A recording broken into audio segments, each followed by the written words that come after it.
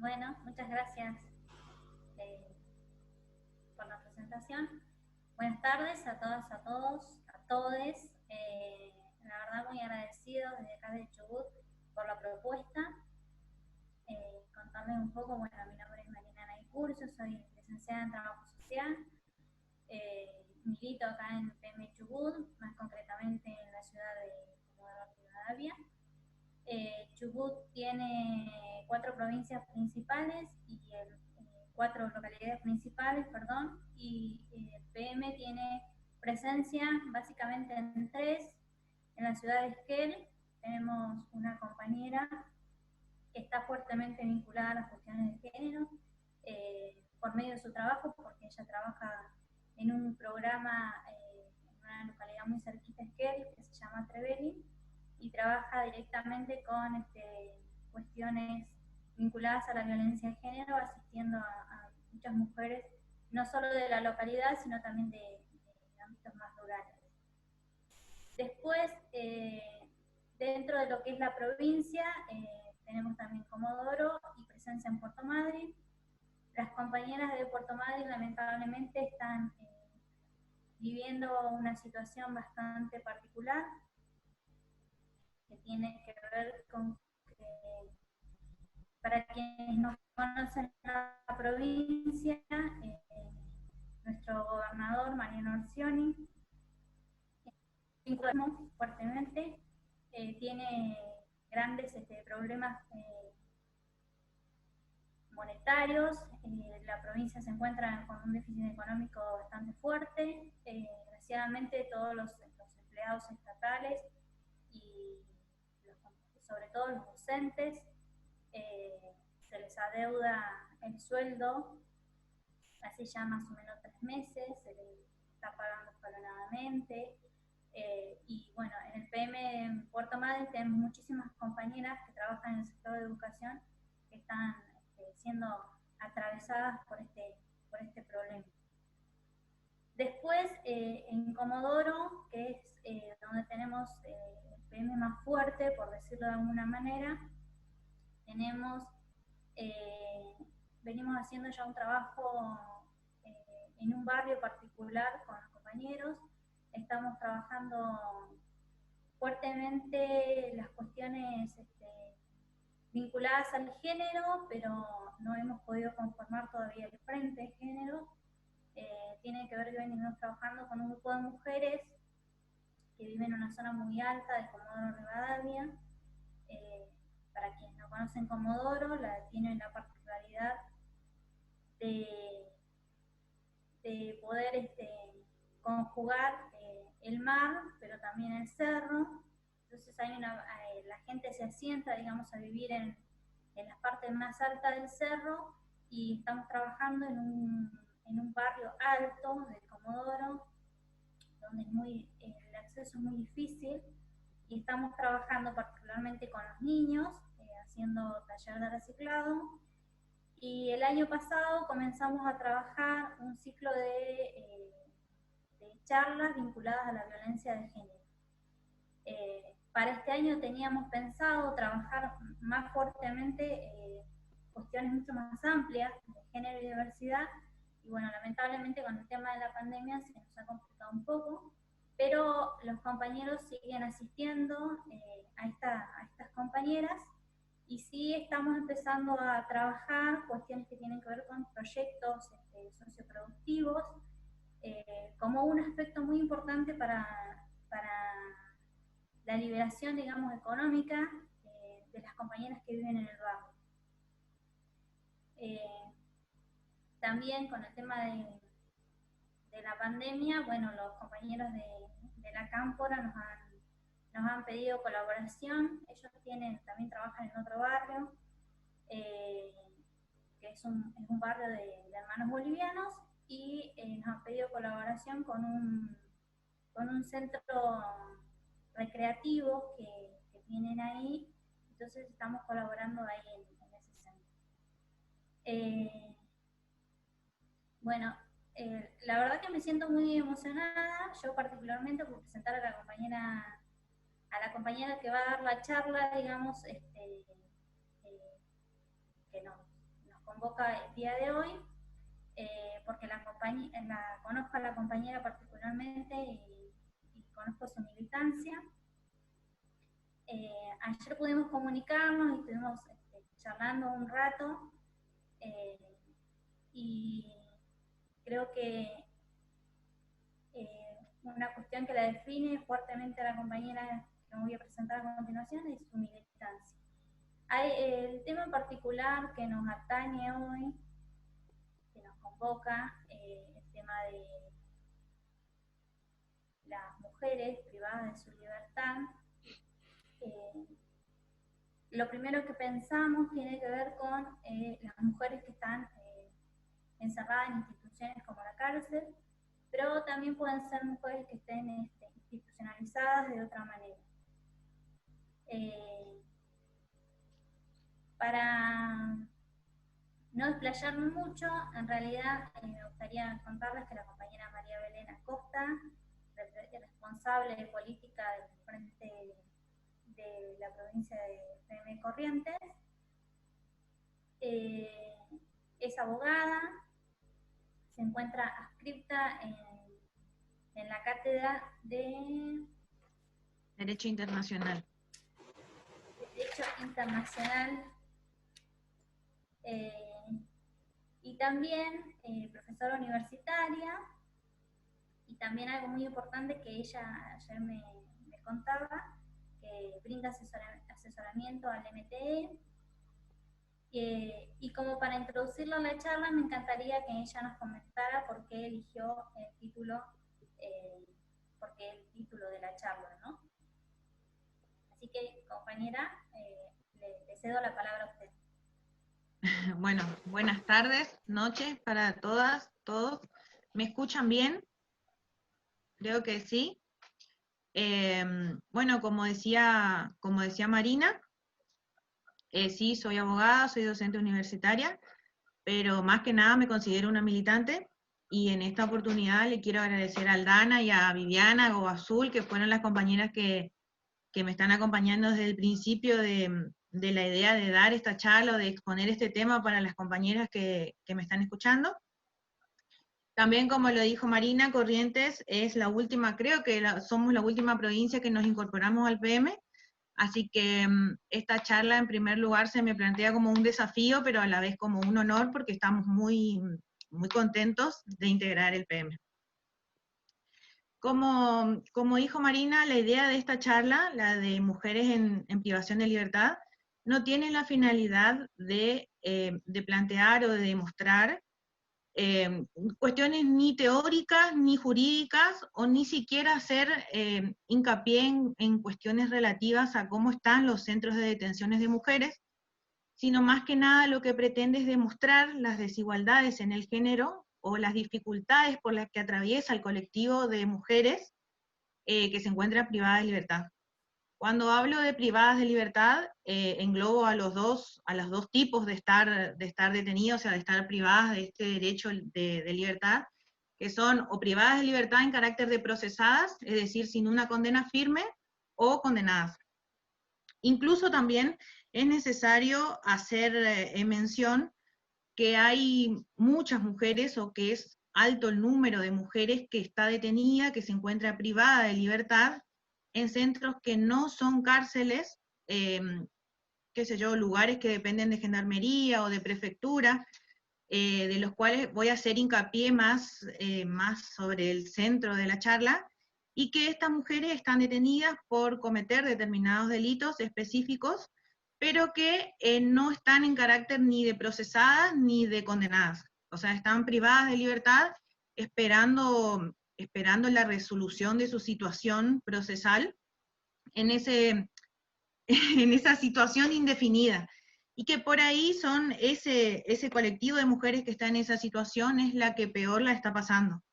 Porque imagínense que no tienen una situación establecida.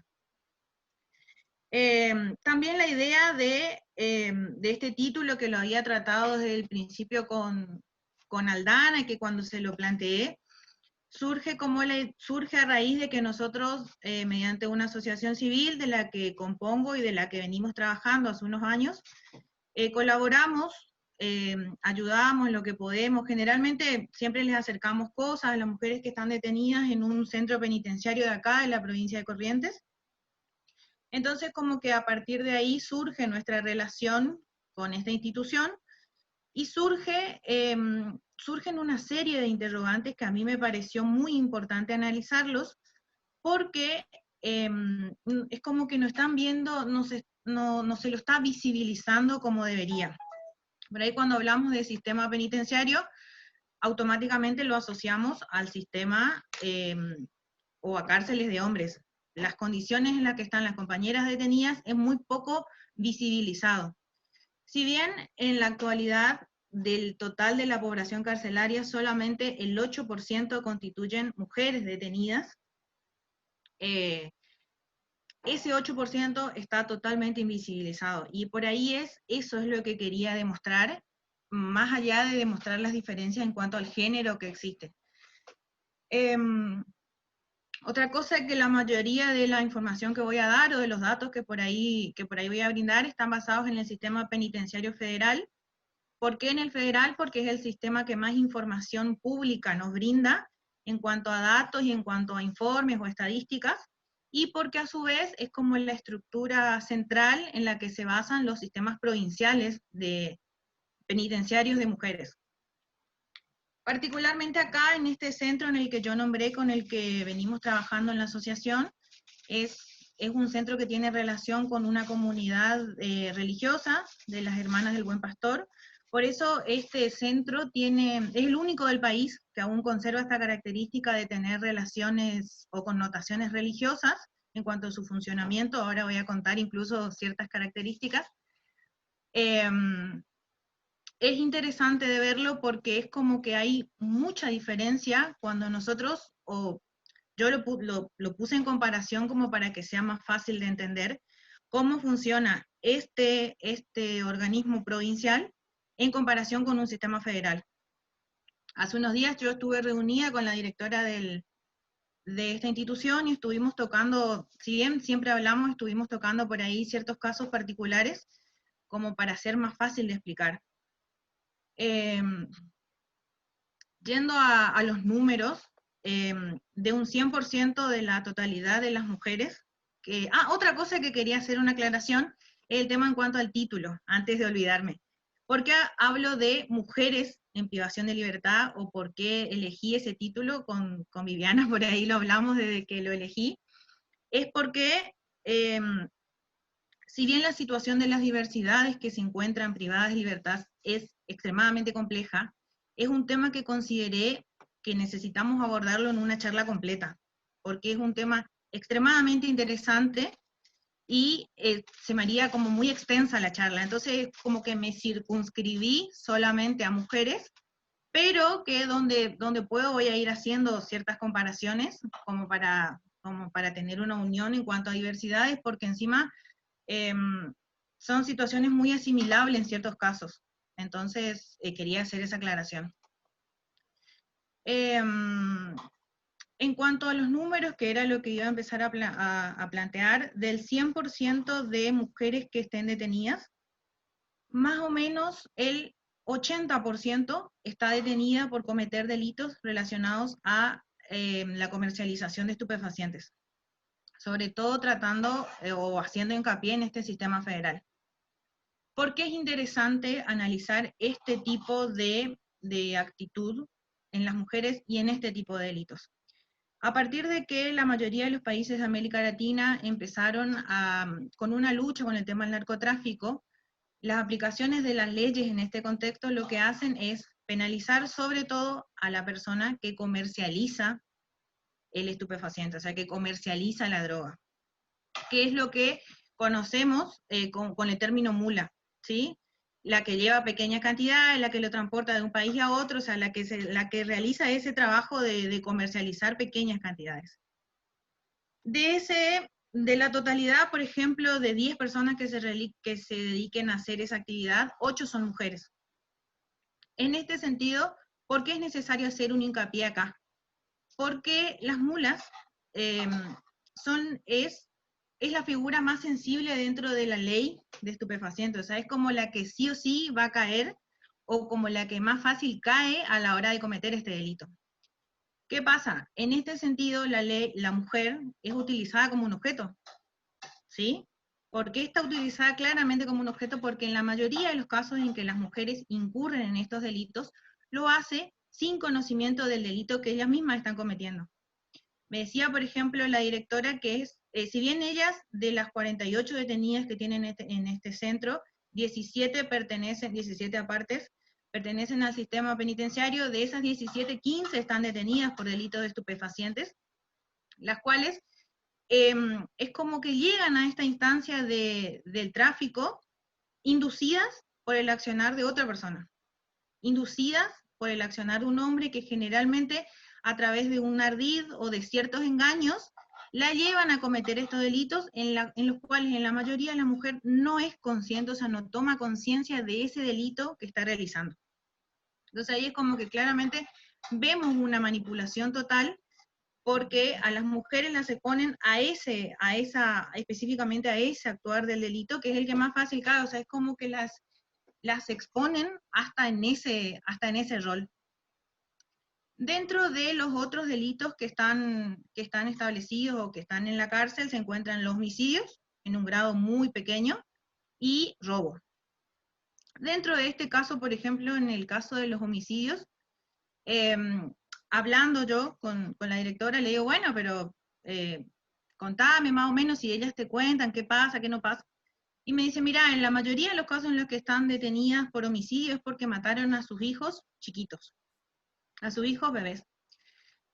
Entonces le digo, bueno, pero ¿qué hay de fondo? ¿Qué las llevó a hacer eso? ¿A qué conclusión llegan con la psicóloga, por ejemplo, con el equipo interdisciplinario con el que trabaja esta unidad penitenciaria? Y me dice que en la mayoría de los casos las mujeres llegan a esta instancia de matar a sus niños porque estos niños son productos de violaciones. O sea, es como que seguimos viendo la misma figura machista o el mismo sistema patriarcal en el trasfondo, pero la que termina siendo juzgada es siempre la mujer. Es lo mismo que pasa con el tema de los estupefacientes. Incluso en el caso de los abusos, hay varios casos de abusos en los cuales ambos, o sea, la pareja está detenida, ella en esta unidad y su esposo en otra unidad que pertenece también al sistema provincial. Pero siempre es como que siempre se ve lo mismo, o sea, siempre se ve esta misma manifestación. También estuve, en realidad hace un tiempo ya, por más que, si bien me dedico en parte al sistema penal, me gusta leer de criminología. Por ahí estuve analizando o estuve leyendo cuestiones de criminología feminista, en el sentido de que esta rama de la criminología surge como una desviación de la criminología que analizaba el actuar delictivo de hombres. Por el solo hecho de analizar de a poco lo que podía pasar en la mentalidad de una mujer para cometer un determinado delito, hay teorías que hoy en día nos pueden parecer irrisorias en cuanto a las explicaciones. Por ejemplo, hay teorías que mencionaban que la mujer se convertía en delincuente o cometía estos delitos cuando estaba en proceso, por ejemplo, de menstruación o de menopausia, y que ese estado hormonal la llevaba a delinquir. Entonces, esta mujer era considerada una enferma mental, la cual no podía alegar ningún tipo de atenuante ante casos de cometer delitos. Hay otras teorías un poco más modernas, pero igual de machistas o igual de patriarcales, que establecen, por ejemplo, que las mujeres en realidad son las que están detrás del actuar delictivo de los hombres, que ellas son las que arman todo el entramado engañoso para que en realidad los hombres, pobres víctimas, dice la teoría, que sean ellas las que no estén expuestas y exponen al hombre. En este sentido, me pareció en claro me parece dejar en claro la necesidad de contar con personal, tanto en el servicio penitenciario como en el sistema de justicia, que actúe con perspectiva de género. Por ahí no basta con que los jueces o con que la gente que se dedica a juzgar o el propio sistema de justicia o se prepare o se capacite en cuestiones de género, sino que también es necesario que nuestros legisladores se capaciten en estas cuestiones de perspectiva de género a la hora de regular la normativa que va a establecer o que define una situación de las mujeres que están privadas de libertad. Tengamos en cuenta que estas mujeres que están privadas en cualquiera de estas dos situaciones en las que yo mencioné, están siendo juzgadas y están siendo condenadas bajo un sistema normativo que fue establecido para hombres, de la misma manera en la que están detenidas en instituciones que en su momento fueron establecidas para hombres. Entonces, todas aquellas consideraciones que se den en cuanto a las condiciones de detención de las mujeres se dieron por actualización o por necesidad de acomodar este sistema a contener a estas mujeres que están detenidas. Por ejemplo, hablaba con la directora y le pregunté específicamente una cuestión que me llamó mucho la atención, que es el tema de las visitas, o sea, de las visitas de sus parejas. Por ahí para nosotros es muy común ver fuera de cárcel donde están alojados hombres, que la mayoría de las personas que los visitan son o la madre o la hermana, indudablemente que su pareja, y que lleva a sus chicos, lleva a sus hijos a visitar a su padre que está detenido. Esta situación no se da de la misma manera en el caso de que la mujer sea detenida. El hecho de que la mujer esté detenida la estigmatiza en principio como una mala madre, como una mala mujer, como una mala persona, y es como que a la carga de estar condenada o de estar privada de la libertad, se le suman todos los otros estereotipos a los que la sociedad asimila un rol a la mujer. Indudablemente que los hombres también pasan por este tipo de castigos, digamos, de la sociedad, pero en las mujeres es peor porque afecta cuestiones personales. Por ahí un hombre que esté detenido no es considerado mal padre, porque la madre misma trata de no romper nunca ese vínculo entre el padre detenido y la familia que está afuera. En el caso de las mujeres no ocurre lo mismo.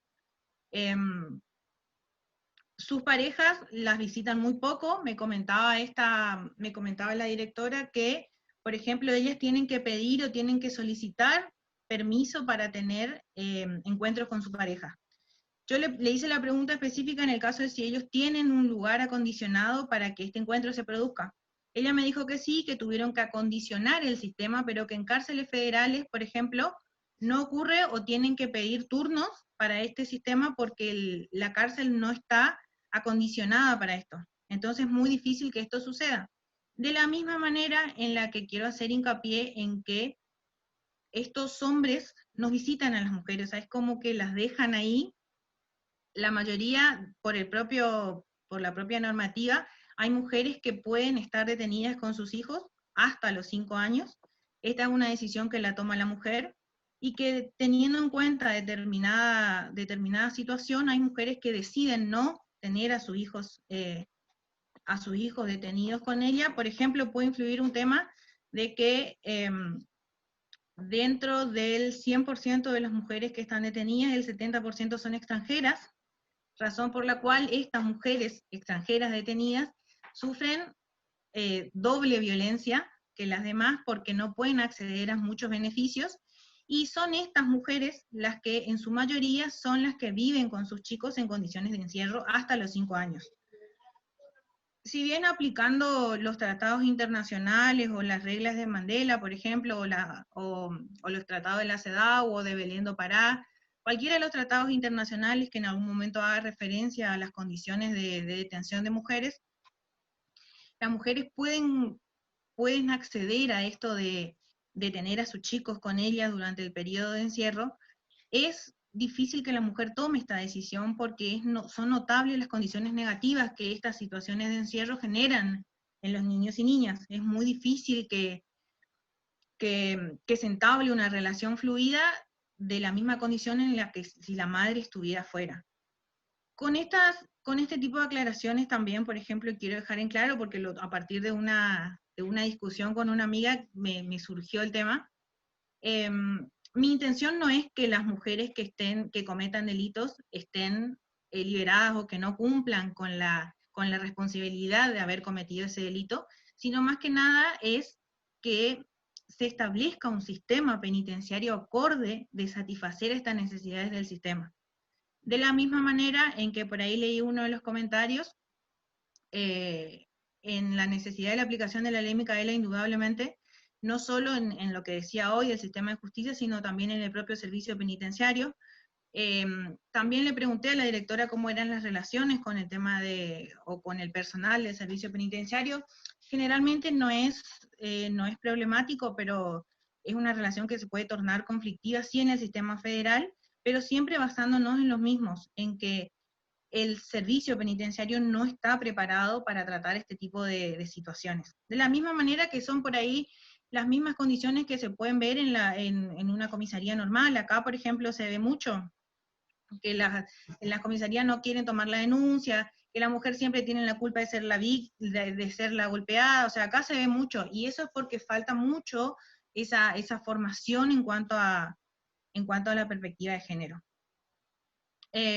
Otra cosa que quería hacer referencia es, por ejemplo, que las mujeres, si bien gozan de los derechos de recibir educación estando detenidas, aquellas que pueden terminalizar o primaria o secundaria o acceder a la universidad, siempre cargan con una estigmatización. Por ejemplo, me contaba la directora que del grupo de mujeres que tiene detenida, hay dos que se recibieron de abogada, que cumplieron su condena y que se fueron, pero hay una que, por ejemplo, hace 2 años había solicitado mediante nota acceder a la carrera de asistente social, que el consejo directivo de esta carrera tomó la decisión de no aceptarla, y es más, le contestaron por escrito que no cumplía con los parámetros éticos y morales que la carrera solicitaba como para admitirla como alumna.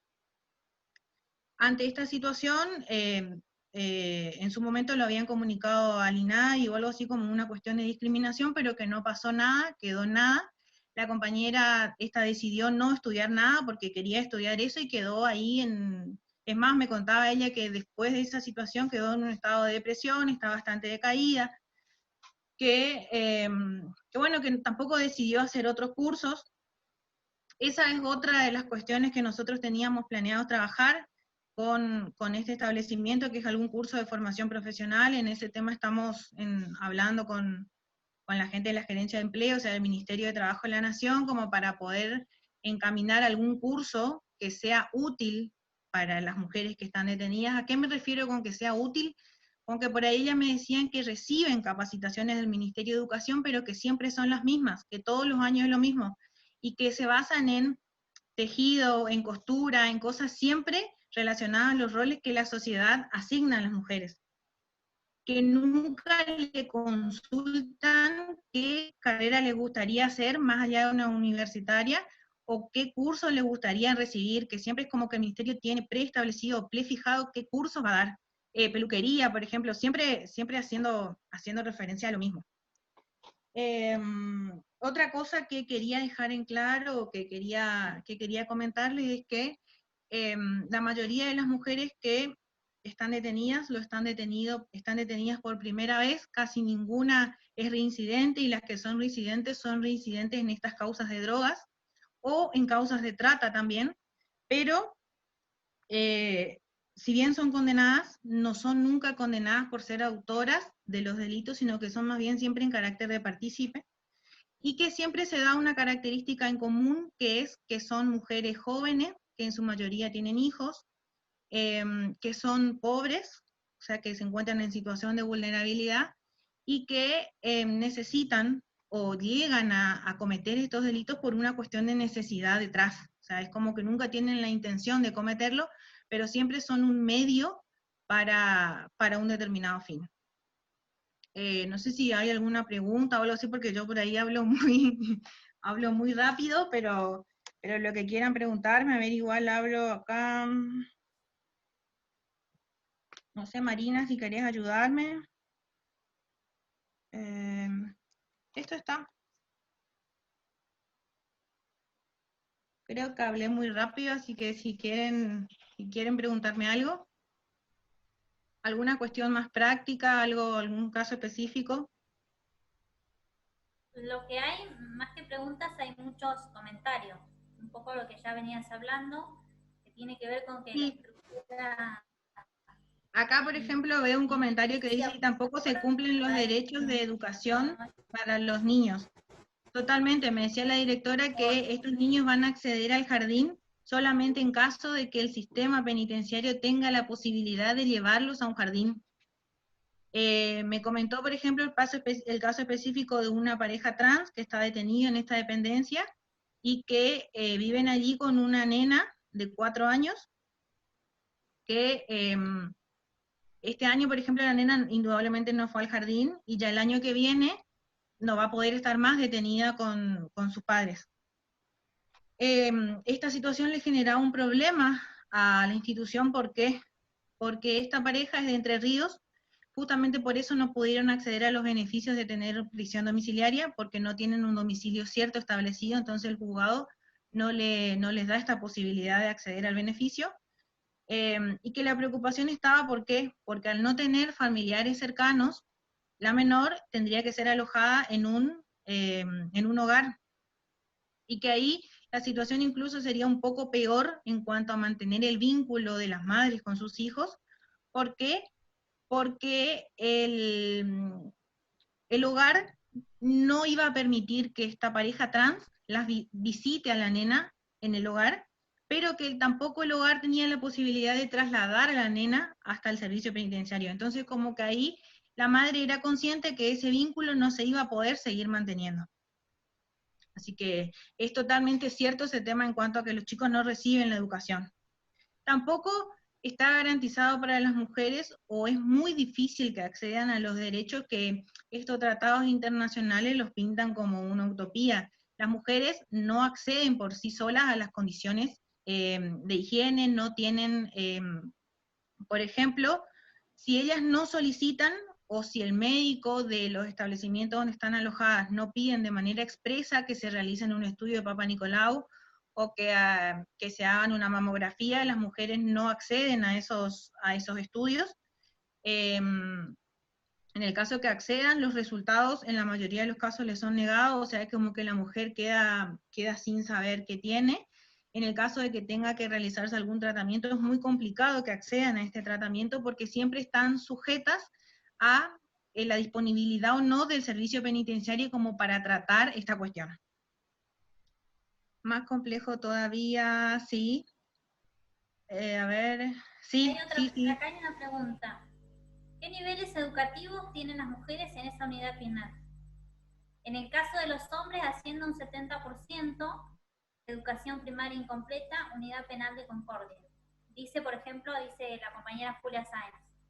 Mira, en esta unidad penal específicamente, la directora me dijo que más o menos el 50% ingresó con una primaria completa, pero con un secundario incompleto, y que acceden a terminar a sus estudios educativos en la institución. Pasa que también hay que tener en cuenta, que es algo que yo lo había hablado con la directora, es una población muy chiquita, son 48 mujeres nada más, contando a las que se encuentran en privación de libertad y a las que se encuentran condenadas. Distinta es la situación, por ejemplo, ella me contaba que tiene la posibilidad de negar el hecho de dar alojamiento a mujeres que provengan del sistema federal, diciendo que no tiene lugar. Entonces le digo, ¿y dónde van estas mujeres? Y me dice, por ejemplo, van a ir a acá lugares de la Policía Federal. El tema es que la Policía Federal tiene solamente 2 celdas, entonces si tienen 10 mujeres detenidas, las 10 van a estar en la misma celda, porque son lugares justamente que no están acondicionados para contener a esta población femenina. Y ahí en realidad donde radican los mayores problemas, que es lo mismo que hablaba de los problemas que sufren las mujeres, que no están ni privadas, no están ni procesadas, ni están ni condenadas, es como que están sin resolverse su situación, y no tienen respuesta tampoco. Me contaba ella que alrededor de 20 mujeres están en esa situación en un establecimiento acá de la Policía Federal, y que hay mujeres que están hace 2 años y medio en esa situación, por distintos motivos, o porque no acceden a un abogado defensor, o porque no haya claridad en cuanto a su participación en la causa, entonces todavía no se moviliza, o porque directamente la propia burocracia administrativa en este tema no da curso a las causas. Entonces como que esas mujeres están ahí y están sin respuestas. Ella me contaba que siempre reciben la visita del procurador penitenciario, como para saber cómo está la situación, y siempre lo mismo, y esto le quería contar, por ejemplo, a modo de dato, que esta unidad penitenciaria, como les contaba al principio, tiene relación en cuanto a un sistema religioso, tiene un sistema de monjas, la directora real es una monja, razón por la cual este alojamiento tiene particularidades muy, muy características. Por ejemplo, sí o sí se las levantan a las 6 de la mañana, tienen que realizar la limpieza del lugar, tienen que realizar la limpieza de todo el lugar completo, y después recién es como que acceden al patio, tienen una hora para ir a la iglesia, cocinan, y qué sé yo, 7 de la tarde, creo que me decía ella, 7:30, ya tendrían que estar descansando, que estar durmiendo. Y que esto, por ejemplo, estos eran los cuestionamientos que le hacía el procurador de la Nación. ¿Por qué esta unidad tiene este sistema en cuanto a horarios o a reglas establecidas? Que estas cosas no estaban establecidas en ningún lugar, y que el sistema penitenciario federal no los establece como la manera en la que deberían funcionar los sistemas de detención de mujeres. Entonces mi pregunta era, ¿por qué les llama la atención este tema de los horarios y no todo el cúmulo de indiferencias que las mujeres viven? O sea, podemos llegar a darle más prioridad que nos despierten o no despierten a las 6 de la mañana, y no darle prioridad al hecho de que hay derechos que nos están siendo negados, más allá de que, si bien la condena por cometer un delito solamente debe implicar el hecho de cercenar delitos que estén relacionados a la circulación y no así otros, porque una persona que está detenida, de acuerdo a los tratados internacionales o a nuestra propia ley interna, solamente debería no circular, pero no tener cercenado todo el resto de derechos a los que somos pasibles por el solo hecho de ser humanos. Entonces hay un montón de cosas en cuanto al sistema que no toma magnitud en realidad de cuánto afecta este hecho de privación de libertad a las mujeres, o sea, cuánto las afecta y cuánto las daña en su condición social o en su condición como mujeres, como que el sistema no visibiliza esa situación.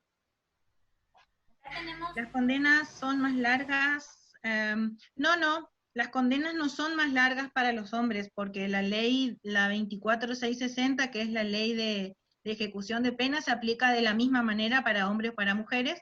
Por eso decía la necesidad de regular un sistema penitenciario que tenga más en cuenta a las mujeres como un colectivo individual, y no tanto así como una ley que identifica a los dos géneros de la misma manera, porque no es igual, o sea, no se dan las mismas situaciones. Otra cosa importante, sí. De hecho, el trato que se le da a las mujeres como a los hombres en las cárceles son de la misma manera, no hay diferencia en ese sentido. O sea, No. El maltrato que sufre el hombre por parte de los guardias de cárceles también se da a las mujeres por parte de las celadoras. En cuanto acá donde dice qué sucede con los elementos de higiene menstrual, esa podría ser otra de las cuestiones pendientes, indudablemente. Si bien los tratados o las propias leyes establecen que entre los derechos de las mujeres que se encuentran privadas de su libertad está el acceder a estas cuestiones mínimas de higiene, esto el sistema no les provee indudablemente, o les proveen sus familiares, o les proveen ellas mismas. O se las proveen ellas mismas, pero siempre indudablemente a través de algunas personas que se las acerquen, el servicio no les provee nada de esto. Una cuestión, por ejemplo, que me llamó la atención porque había leído que a partir del establecimiento de la asignación universal, la población carcelaria de mujeres tardó más o menos entre 7 y 8 años en que la totalidad de mujeres en condiciones de acceder a la asignación universal pudieran efectivamente acceder a ellas. Le pregunté esto a la directora, me dijo que sí, que de las mayorías de las mujeres que están detenidas cobran asignación, pero es muy interesante el tono en el que me lo dijo, porque me dice, no, acá todas cobran asignación, por ahí, excepto alguna que tenga un poco más de consideración de sus hijos, me dice, y pide la tarjeta y le da o a la hermana o a la cuñada, que es la que verdaderamente le cuida a los hijos. Pero la mayoría cobra la asignación y la gasta acá. Entonces yo le digo, bueno, pero ¿y acá en qué gastan? Y me dice, y mira, o sea, no es que yo le esté criticando a a la directora, pero quiero dejar en claro este criterio indudablemente machista con el que me está hablando, y lo digo en un sentido cerrado. Me dice, se compran cremas, se compran pinturas, se compran ropa. Le digo, ¿y vos creés que no, por el solo hecho de estar detenida, no podrían acceder a estas cosas? Y me dice, y no, porque están privadas de libertad, o sea, ellas cometieron delito, y es como que, aparte de recibir esa pena que ya el propio sistema les da, tendrían que vivir en las peores condiciones, porque si no, no serían, es como que no estarían cumpliendo la pena. Me hizo la misma aclaración en cuanto a que las mujeres que están detenidas, que accedieron al IFE, por ejemplo, me dice, acá todas, cuando se enteraron que podían tramitar el IFE, la tramitaron todas y todas. Es como que está mal que accedan a esos derechos porque están detenidas. No existen abogados proporcionados por parte del Estado para... Antes de eso, ¿Cómo? había, antes de eso, de esa pregunta que estás leyendo, había otra pregunta vinculada propiamente a los efectos biológicos de ser mujer. ¿Cómo funciona el momento del parto? ¿Se aplica la ley de parto humanizado? En el caso de que tengan esas situaciones, las mujeres son trasladadas a un hospital, que es donde tienen a sus bebés. Le pregunté, por ejemplo, si se dieron en esa institución casos de aborto, me dijo que sí, que se dieron varios casos de aborto y que en esos casos son trasladadas al hospital, eh, pero que eran hechos traumáticos, que fueron producidos con elementos raros, que fueron muy traumantes para las propias mujeres y para sus propias compañeras incluso, que en la mayoría de los casos se producía eso estando ya procesadas, por ejemplo, o sea, es como que quedaron embarazadas de visitas que venían y que eso, a ver, ¿cómo lo explico? Y que eso causaba el rechazo a tener el hijo, pero que era una situación muy, muy violenta, que era muy violenta y que bueno, aparte, ella siempre me habla desde un plano, desde lo institucional. Ellas dicen que cuando las mujeres piden algún tipo de colaboración en cuanto a los sanitarios, son trasladadas al hospital, pero ahí específicamente ellas no tratan, o sea, ellas las derivan a un hospital.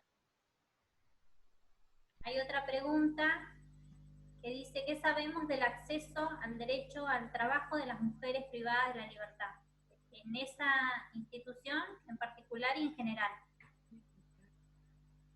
En esa institución específicamente, las mujeres no trabajan ninguna. Me había dicho la directora que habían recibido propuestas de parte de la municipalidad, pero que había quedado ahí inconclusa porque es como que la municipalidad nunca tomó la decisión de ejecutar esos proyectos laborales.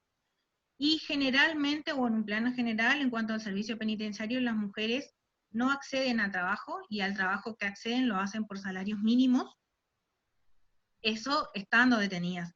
Y a las condiciones de trabajo a las que puedan acceder post cárcel es muy complicado la inserción en el ámbito laboral a partir de este tema de que tuvieron detenidas. O sea, es como que esa estigmatización las va a acompañar siempre. Hay otra pregunta, dice, ¿las mujeres embarazadas reciben el beneficio de la domiciliaria? ¿Cuáles son los antecedentes donde trabajás con respecto a eso? ¿Y cómo se articula con el patronato de liberados de Corrientes?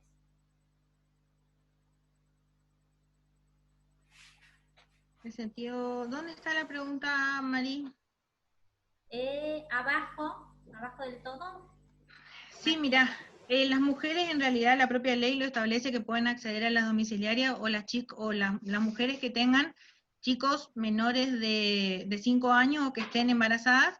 El tema se da en este punto en las mujeres que no tengan el domicilio cierto, o sea, que no puedan justificar esa prisión domiciliaria, razón por la cual la mayoría de las detenidas cursan el embarazo y el parto dentro de la institución. Acá hay otra, dice, ¿a qué tipo de trabajo acceden las mujeres en privación de libertad? Por ejemplo, la mayoría realiza artesanías o cosas así. siempre relacionado a lo mismo, nada novedoso. Por eso lo que veníamos viendo con el ministerio es brindarles la posibilidad de que accedan a los programas de introducción al empleo, de entrenamiento laboral, que sean cuestiones que les sirvan como para la vida de la afuera, que es mucho más útil que los programas que vienen recibiendo. Claro. Dice, más arriba dice, en los encuentros de mujeres en el taller del sistema penitenciario, se habla mucho sobre estrategias de militancia para poder entrar, entre comillas, a las cárceles de algún modo, mediante talleres, educación, etc. Los casos que conozco son por medio de universidades. ¿Algo para sumar sobre eso? Sí, en realidad es la finalidad que nosotros venimos haciendo con la asociación. La idea es trabajar con el colectivo de mujeres detenidas y el vínculo que encontramos o el medio que encontramos es la asociación.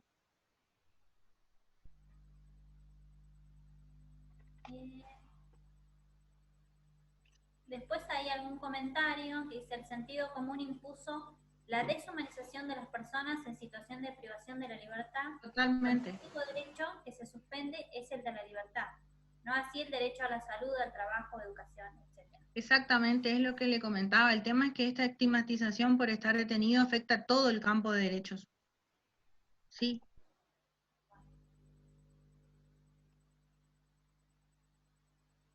Bueno, no sé, mira, creo que no quedó ninguna pregunta. A ver, acá hay otra, mira. Dice, en cuanto al trabajo, se puede trabajar con el tema del emprendimiento como trabajo autogestionado. El cooperativismo sería una muy buena iniciativa. Exactamente, también lo planteamos como posibilidad, o sea, en el caso de que se pueda constituir una cooperativa y que las mujeres decidan qué actividad decidan emprender, me decía la directora que sería lo ideal que podamos ir trabajando, así que eso en realidad está entre los planes como para trabajar en esta determinada institución. Indudablemente que se pueden realizar en todas las instituciones siempre que tengamos la iniciativa o la herramienta como para constituir ese tipo de organización social. Otra pregunta dice, ¿no existen abogados proporcionados por parte del Estado para todas aquellas mujeres las cuales están tanto tiempo sin recibir una pena o una respuesta? Mira, en ese sentido, si bien existen abogados que están proporcionados por el Estado en la Procuraduría, no acceden a este beneficio porque están en una situación sin resolver. Entonces, les resulta difícil al propio Estado incluso proporcionarles un abogado.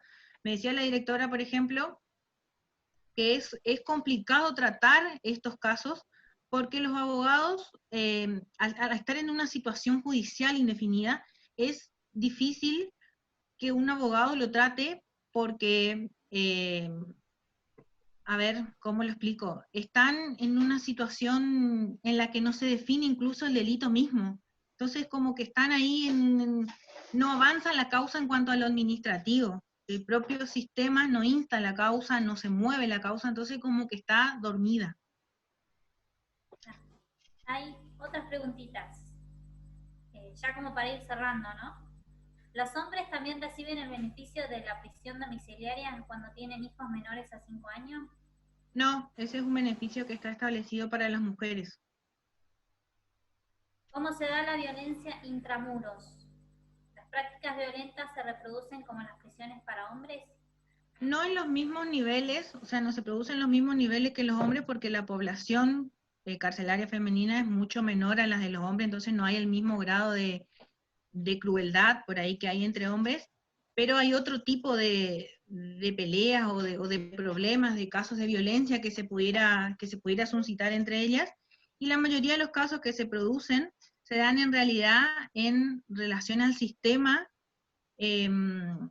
al sistema de relación que tienen con el propio servicio penitenciario. Ahí se dan los mayores problemas. Bueno, y un último comentario, así, que nos hace una compañera de La Matanza. Dice, en el partido de San Martín, en conjunto con el municipio y la universidad, se trabaja muy fuertemente con las cárceles. Dato a tener en cuenta para tomarlo como ejemplo. Se puede pensar en el alcance que tendría en futuro la legalización del consumo recreativo de cannabis y del aborto. Acerca de los porcentajes mencionados al principio de la charla. Indudablemente que disminuiría mucho el número de mujeres en caso de que se produzcan este tipo de situaciones, sí. Sí. Bueno, creo que no hay más preguntas, no hay más comentarios. Bueno, agradecerte, Belén, la participación, agradecer también a la compañera Aldana que nos ha convocado acá desde Chubut, orgullosa de presentarte, María Belén. Muy interesante la temática. En realidad quiero agradecerles yo a ustedes el haberme escuchado. Como ya dije al principio, para mí fue todo un desafío porque es la primera vez que me presento ante esta situación, así que les pido disculpas si me puse nerviosa o si me puse ansiosa. Les admito que tenía preparado un borrador y creo que me olvidé la mitad de lo que estaba por decir, pero quiero agradecerles de corazón por haber participado en la charla.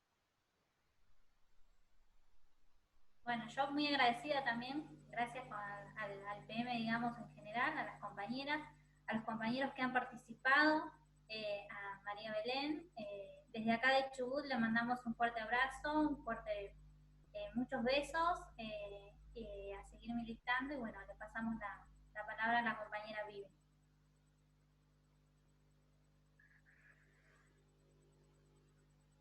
Hola, no sé si me están escuchando. ¿Se escucha Hola, bien? Vivi, Espero. sí, perfecto. Bueno, creo que represento a todas y a todos los que participamos en esta charla y digo que la verdad que ha sido excelente, estamos sumamente agradecidos por todo lo que han aportado, un tema muy, muy bien expuesto y muy claro para quienes no tenemos casi ninguna información sobre esto, así que muy agradecidos y además, bueno, la emoción que produce este encuentro, aunque sea virtual, entre compañeras y compañeros de tan distintos lugares del país, que bueno, es casi lo único que le hemos podido sacar de ventaja a este momento. Acá veo que una compañera del PM La Matanza me dice si tenemos el material de lo hablado. Sí, si me pasan algún correo, si le pasan Azul, tengo bastante material como para pasar, así que eso está a disposición. Sí, también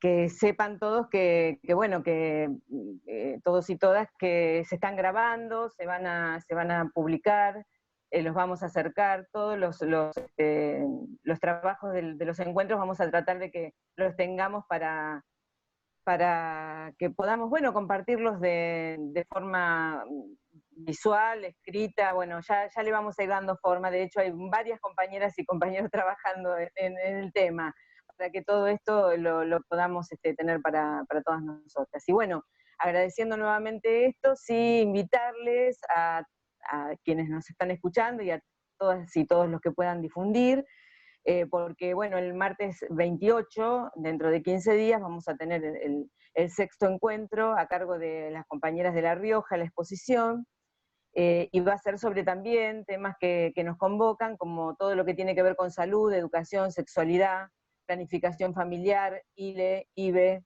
parto respetado, bueno, todo el desafío de pensar en una salud feminista desde el feminismo popular. Así que calurosamente les invito a que nos volvamos a encontrar para poder seguir armando la línea, la construcción del Frente de Géneros y Diversidad de nuestra organización.